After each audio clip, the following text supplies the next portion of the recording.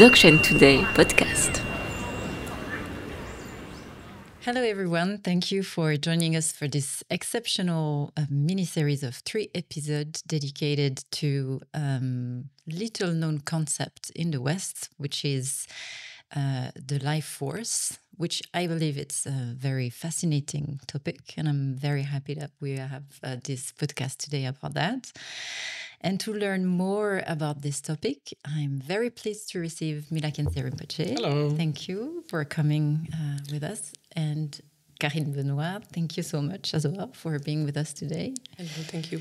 And we are recording this podcast here in La Sauveté in the southwest of France. And it's a place dedicated to the study and the practice of Dzogchen, which will certainly be no stranger to the subject we're going to talk today. For sure. So Mila Khyentse, you're a trained scholar. You have been traditionally trained in the Himalayas, and you are, and in Europe as well. And you are a lineage holder, which is a man or a woman responsible for the living transmission of the Dzogchen. Yes, that's correct. That's correct. And Carine, Benoît, you are psychologist and psychotherapist, and you have been trained at the University of Geneva in Switzerland. And you then specialized in helping people suffering from addiction and traumas. And you've been practicing Buddhist and Dzogchen for several years now. And you are involved in a number of projects linked to this tradition and adapting it to your professional practice. Yes. So we are clearly witnessing a lot of disturbance these days. From an external point of view in terms of environment, in terms of nature and also beings, and also from an internal point of view in terms of mental suffering and also illnesses. And this is not new, of course, but we can say that this is taking some new form. And perhaps one of these forms is the loss of life force, also known as the vital force. Or the breath of life as well, we call it. So what exactly do we know today about this concept of life force? So maybe for some of us, it may evoke both ancient Greek and exotic medical and physiological theories, but we may think of the pneuma or the anima of the Mediterranean traditions. Or as well the qi that we use in the Chinese medicine, and also the prana, and some other Himalayan conception that Rinpoche you will probably present. So to explore this notion of life force, we will start with concrete problems experienced in the West. And so to discuss about it, maybe Carine, could you mention it? What is the vital force according to the modern Western point of view? And what do you observe in your practice as a psychotherapist? Okay. In the West, the notion of vital force seems to have evolved considerably during the past centuries, moving from an internal or holistic point of view to an external view of life and what sustains the life of living beings. In the medical point of view, Hippocrates from the ancient Greece spoke already about the balance that make a human being healthy, and the diseases were seen as a global imbalance between 3 aspects of life, that is body, mind, and environment. And so that was present already at that time. At that time, and later about maybe the 18th century, vitalism was theory, a philosophical and scientific theory that sustains that living beings are animated by a specific vital force that cannot be explained with the laws of scientific laws of biology or chemistry. So we would be more a bit kind of a spiritual. Yes, spiritual or mystical point of view of life. An abstract force. Exactly. And this point of view is still present in some holistic medical aspects. Like acupuncture, for exactly. Well, this is not or Western. homeopathy, naturopathy. naturopathy. Yes, naturopathy. In the way that those way to help people will take care about the people and in an holistic way, an holistic body and mind, body, mind and this, environment. Environment. And in today point of view, vitalism decreased a lot in the 19th century because scientific experiences shows that life can be explained with several other theories, and vitalism disappeared.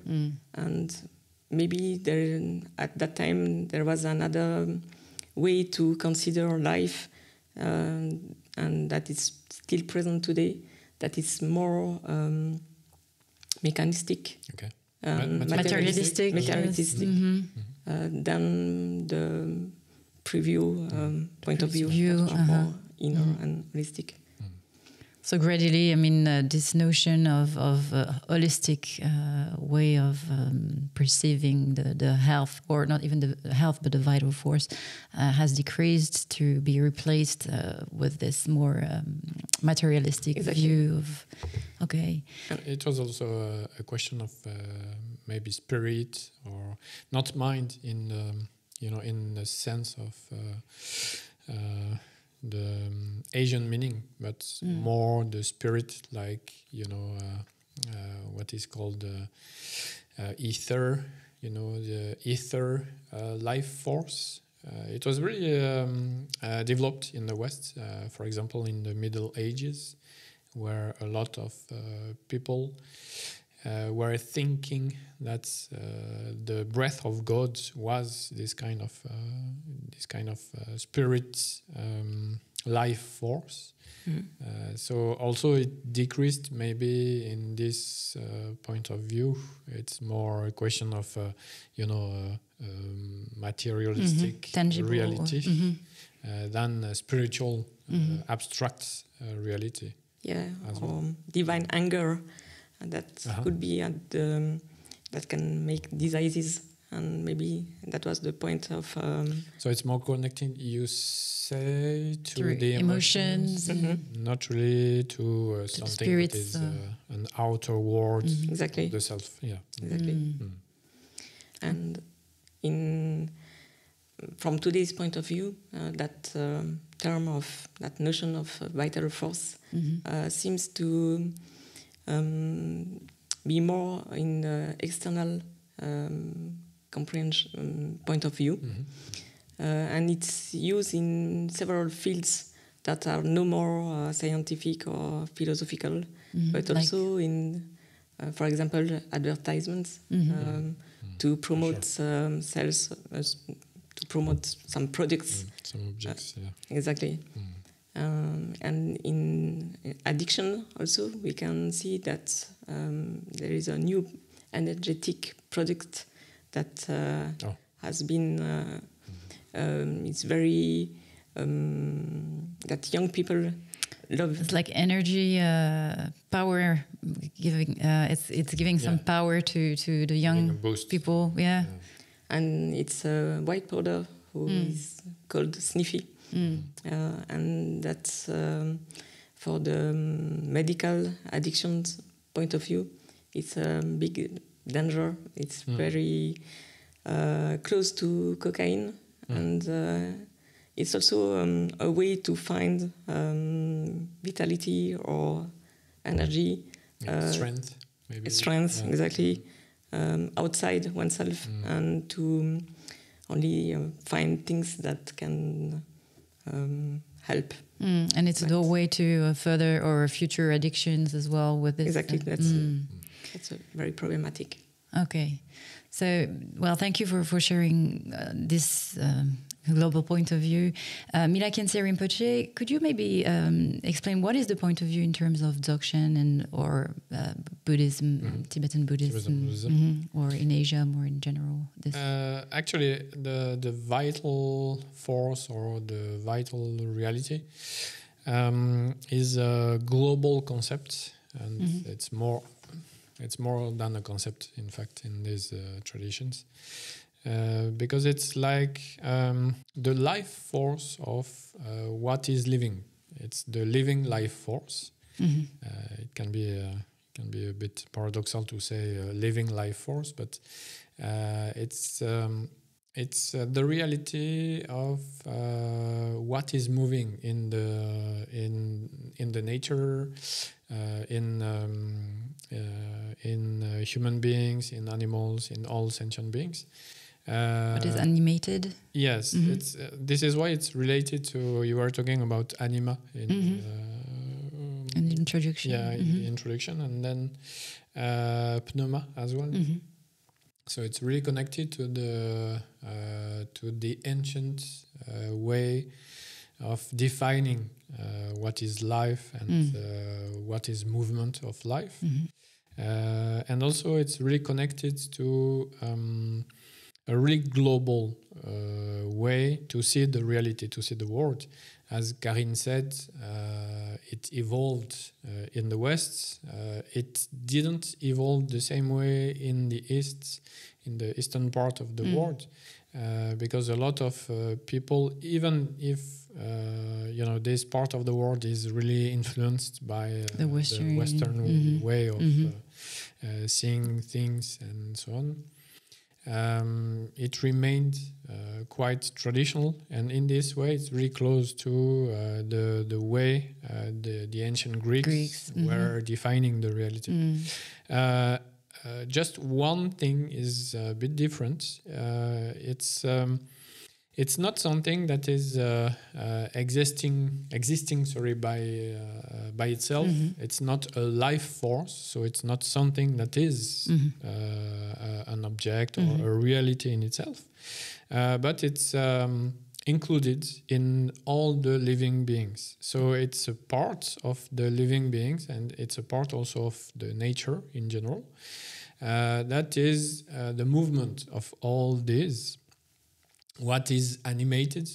For example, in these traditions, the wind is also considered a life force, and the water as well. In the rivers and so on, it's also considered as a life force. So everything that moves has this life force in itself. So the life force, it's not something on its own. It's not an object. I mean, it's not a reality in itself, a concrete reality, a real reality. It's more a principle. It's more something that can be defined, but that is the result. We say, for example, in the Dzogchen tradition, that life force is at the junction of the mind, the body, and the global reality. So the environment, if you think about the close reality of life, or the universe in a really larger scale. So for the Dzogchen tradition, it's all these three coming together that creates the notion or the abstract reality of life force. So we understand that if the environment is impacted as it is today, it has definitely an impact on our life force. Yes, sure. Because we are completely connected to our environment. And we see that we have also an impact to our environment. So it's both ways, both sides. This life force can be altered by the environment, but also we can, as sentient beings, we can alter the life force of the environment. So this is why it goes in it's two ways, completely right? interconnected. And if we forget that, of course, this will create an unbalanced state in between all these, the body, the mind, and the global reality. Because, we can imagine that our action may have an impact on the environment, but but maybe we think less about that. Probably that it might impact us as well, and impact. In the West, it's interesting because the way we think that is in a passive way. It's not in an active way. It means that, now we are just facing maybe a rise of 2 degrees, and I'm talking about Celsius degrees. And this, we are not integrating ourselves in this process. But the Asian point of view, I mean the traditional Asian point of view, and this can be also the Chinese, you were talking about Qi before. It includes also the Indian way of seeing things. It's more like, if you change something, then there will be ripples, then there will be effects everywhere. And these effects, in turn, will come back to you as well. So it's like, it's not even both sides, it's all the time. When you do something, then all the time, everything changes, including you. And if everything changes, you will change. And if you change, you make things change. So it's the way we see in the East. This is the way in all these spiritual tradition, we see that things are completely interconnected, and maybe this way of seeing things in the West is, I don't know if it's lacking, but there is a complete obscure side of ourselves in thinking how we define the reality, including ourselves. So it's really interesting, compared to what you said, as everything became more materialistic, and you are like, if you buy a car, you will rise your life force just in driving your car. And in the Asian way to see things, it's a bit strange because how the car is connected to the life force and to you yourself, because the car on its own is not a living thing, but nature, for all these traditions, nature is a living thing. So the car is coming from the nature, but has evolved to something that is completely inert, with no life force. And the life force is connected to the living things or the living beings, not to the inert things. So this is really strange, when you are really used to thinking in the way this tradition think, that a car can reinforce your life force because it's not a living being. In my practice, is that there is a high level of anxiety, stress, and exhaustion. And those feelings, when people are just very, exhausted or stressed or anxious, they will try to find responses that are maybe not the good one. They will buy a car. Exactly. Or an energy drink, or or a car with energy drink. Yeah, they multiplied. Yes, exactly. There are a lot of flight reactions that can only increase the mental confusion, and always the way to try to find a response outside oneself. Is looking, And outside. we can buy a car, and then a second car, and then. And actually, it's a vicious circle, because it more we lose this energy or this vital force, and more we have this thirst of trying to fill in. Exactly. So it's also it's a vicious circle.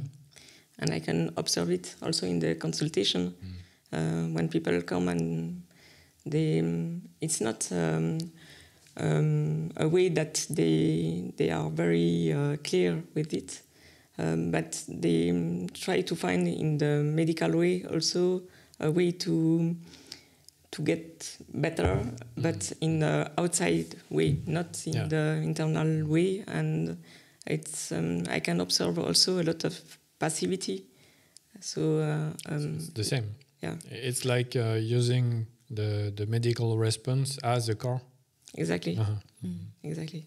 And medical response also about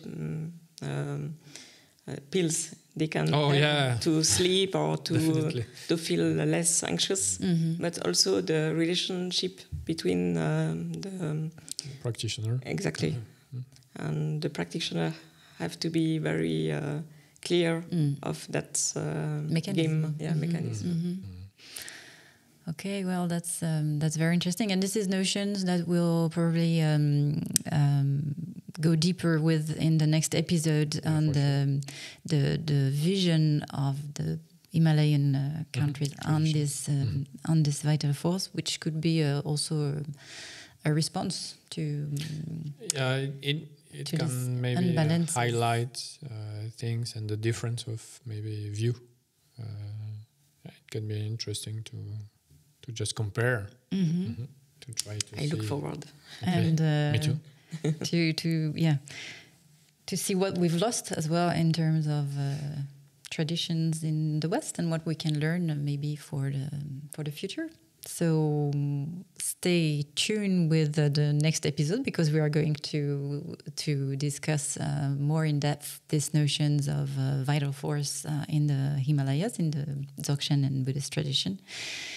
And well, thank you so much, Carine, Benoît, and Mila Khyentse Rinpoche. Thank you very much for this very rich discussion. Thank you. Thank you. Bye bye. Goodbye.